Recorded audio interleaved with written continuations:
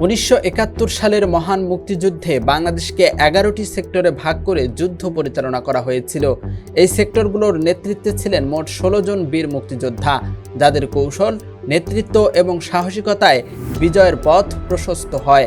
স্বাধীনতার 5 দশক পরে এসে সেই 16 জনের মধ্যে জীবিত আছেন মাত্র একজন, বাকি সবাই চলে গেছেন না ফেরার দেশে।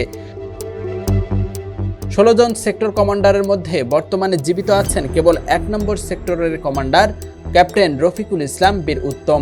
স্বাধীনতার পর তিনি রাজনীতিতেও সক্রিয় ভূমিকা পালন করেন। তিনি চাঁদপুর 5 আসন থেকে সংসদ সদস্য নির্বাচিত হন এবং 1996 সালের আওয়ামী লীগ সরকারের স্বরাষ্ট্রমন্ত্রী হিসেবে দায়িত্ব পালন করেন। অন্যদিকে বাকি 15 জনের মৃত্যু হয়েছে বিভিন্ন সময়ে, কেউ যুদ্ধ চলাকালে, কেউ রাজনৈতিক অস্থিরতায়, আবার কেউ দুর্ঘটনায় কিংবা স্বাভাবিক কারণে। মুক্তিযুদ্ধ চলাকালেই প্রাণ হারান 7 নম্বর সেক্টরের কমান্ডার মেজর নাজমুল হক। 1971 সালের 27 সেপ্টেম্বর মাত্র 30 বছর বয়সে তিনি সড়ক দুর্ঘটনায় নিহত হন। স্বাধীনতার পর বাংলাদেশের ইতিহাসের সবচেয়ে আলোচিত রাজনৈতিক ঘটনাগুলোর একটি 1975 সালের 7 নভেম্বর। সেদিন সেনাবাহিনীর সৈনিকদের গুলিতে নিহত হন 2 নম্বর সেক্টরের কমান্ডার মেজর খালেদ মোশাররফ এবং মেজর এটিএম হায়দার। একই দিনে 8 নম্বর সেক্টরের কমান্ডার আবু ওসমান চৌধুরী বাসায় হামলা চালানো হয়। তাকে না পেয়ে তার স্ত্রী নাজিয়া ওসমান চৌধুরীকে হত্যা করা হয়। নাজিয়া ওসমান চৌধুরী মুজিবনগর সরকারের শপথ অনুষ্ঠানে উপস্থিত একমাত্র নারী সদস্য ছিলেন। 11 নম্বর সেক্টরের কমান্ডার কর্নেল আবু তাহের পরবর্তীতে জাসদের রাজনীতিতে যুক্ত হন।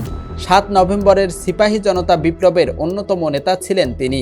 1976 সালে তাকে ফাঁসিতে মৃত্যুদণ্ড কার্যকর করা হয়। তখন তার বয়স ছিল মাত্র 37 বছর। 6 নম্বর sector commander wing commander Khademul Bashar বিমান বাহিনী প্রধান থাকা অবস্থায় 1976 সালে নিজে বিমান চালাতে গিয়ে বিমান বিধ্বস্ত হয়ে নিহত হন। মৃত্যুকালে তার বয়স হয়েছিল মাত্র 41 বছর। স্বাধীন বাংলাদেশের রাষ্ট্রপতি হিসেবে দায়িত্ব পালন করা সেক্টর কমান্ডার জিয়াউর রহমান 1981 সালে চট্টগ্রাম সার্কিট হাউসে সেনাবাহিনীর কিছু সদস্যের গুলিতে নিহত হন। একই ঘটনার পর গ্রেপ্তার হন 8 নম্বর sector commander major general M A. মঞ্জুর, যিনি সেনা হেফাজতে থাকা অবস্থায় নিহত হন। অন্য সেক্টর কমান্ডাররা বিভিন্ন সময়ে স্বাভাবিক মৃত্যুবরণ করেছেন। ইউএফটি ফার্স্টের সাথে ট্রেড করুন যে কোনো জায়গা থেকে। ক্যাম্পাসে ক্লাসের ফাঁকে, ঢাকার জ্যামে বসে কিংবা ঘরে বসে, ট্রেডিং এখন হাতের মুঠোয়। তাই ট্রেড করুন যখন খুশি, যেখানে খুশি।